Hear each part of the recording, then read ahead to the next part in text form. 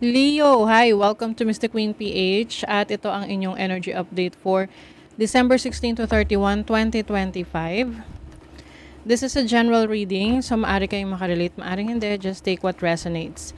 And then paalala lang, ito lang po yung aking account, hindi po ako magme-message sa inyo or magpo-follow sa inyo para mag-offer ng readings or any services. Okay? May mga scammers pong naglaganap ngayon. Nire-upload nila yung videos ko, tapos nagpapanggap na Mystic Queen PH. So, maging maingat kayo sa mga ganon kasi baka mas-scam kayo. May mga reports na nagme-message sa akin na kinukulit daw sila magbayad. Like, hindi ko po yun gagawin. Oo. Kayo po ang magme-message sa akin or kayo ang magbubook. Meron tayong link sa description at sa comment section. Okay? Now, let's begin. Tingnan natin ano yung energies for you, Leo, ngayong second half ng December. 'Di ba? Patapos na ang taon. Second half ng December for Leo. What's the energy? Study o meron kayong pag-aaralan or you will focus on learning something like learning a new skill. Meron kayong i-upgrade sa knowledge ninyo. Oo. You also have the light. Oy, this is liwanag. Liwanag, kaliwanagan, clarity in your situation. So kung yung iba sa inyo may mga bagay na parang magulo or confusing sa inyo, pwedeng meron kayong decision making na gagawin, magkakaroon kayo ng clarity about this situation. And then you also have growth. Oh, growth. So growth sa career, pwedeng personal growth to, 'di ba? Grow in your knowledge, 'di ba? Kapag tayo nagdadagdag ng kaalaman natin, tayo ay umuunlad yung ating kaisipan, 'di ba? This can also mean growth in your career, your business, or personal growth. Pwedeng you are going through a major spiritual awakening as well. Itong energy ng light na yan. Okay? Let's see what else for Leo. Second half ng December 2026. So you have the Knave of Coins.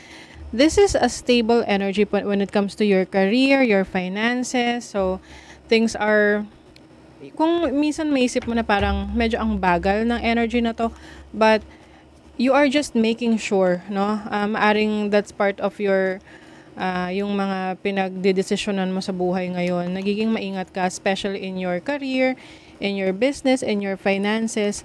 Hindi ka nagpapadalos-dalos, pinag-aaralan mo talagang maigi. You have the Seven of Cups.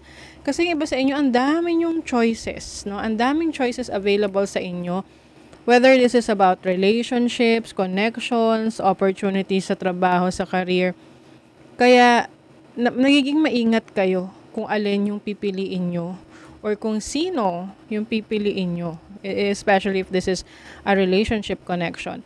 You have the Magician. So, this is an energy of someone na yun nga, very curious, maraming gustong malaman, and very talented. So, yung iba sa inyo, meron kayong i-develop pa na knowledge, na skills that is going to help you grow. Like, grow your finances, grow your career, your business. This is also a manifestation energy. So, pwedeng meron kami na manifest ngayon na opportunity like career, trabaho, na feeling mo, ito yung gusto mo talagang i-focus or nandito talaga yung interest mo. You are interested in doing it. Okay? Let's see. You have, diba? Two of Swords, yes. Decision making. Itong decision making ninyo, maaring may mga times na natatagalan kayo sa pagde-decide. Sometimes kasi yung bang parang ino-overanalyze natin yung isang sitwasyon.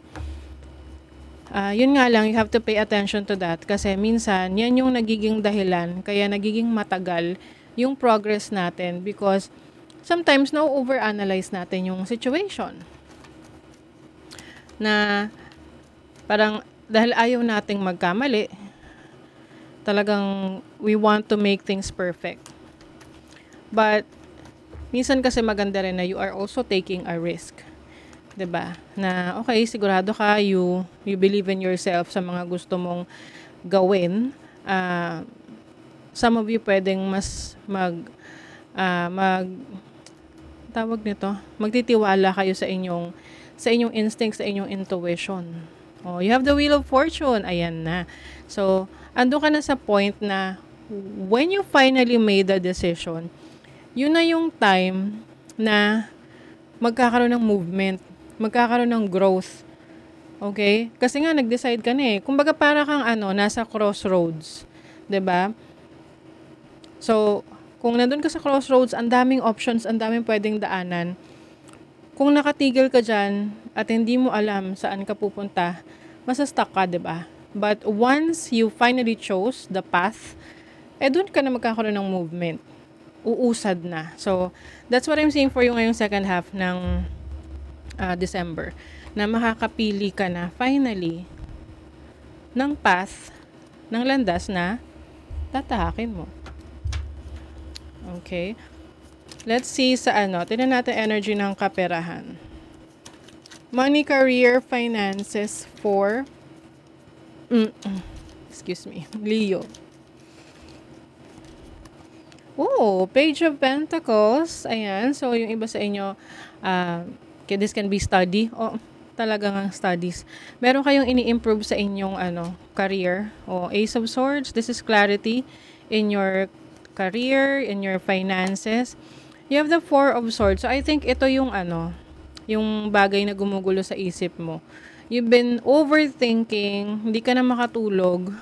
Pero itong clarity na to, darating yan sa'yo ngayong second half ng December. And you will finally know kung ano talaga yung dapat mong i-pursue. It's either sa career mo, sa business mo, kung magkakaroon ka ba ng shift. Oo.